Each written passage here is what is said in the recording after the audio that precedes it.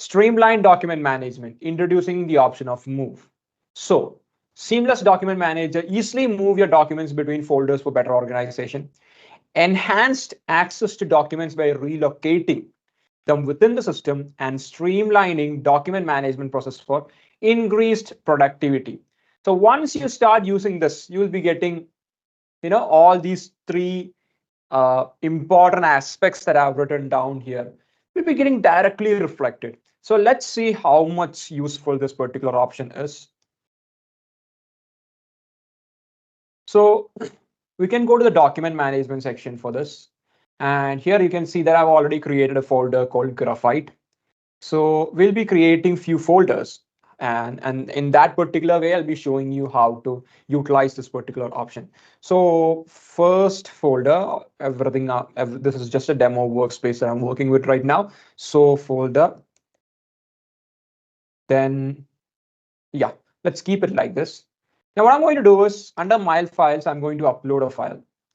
So first file.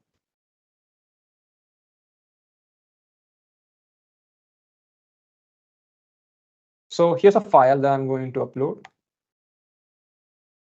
So here's a file that I've just uploaded. Now I want to move this first file into the first folder. Initially, the folder option was not present. Right now, we have introduced the move option.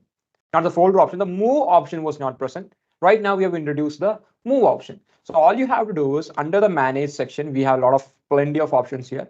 You can look for move. You click on move, then the path will be shown. So here is now my files itself is a root folder. So if you want to move it into Graphite, you can. If you want to move it into first folder, you can. So I'm going to click the first folder and move. So the file has been successfully moved into first folder. Now I'm going back to home, right? Coming here. I'm going to create another folder here. Second folder.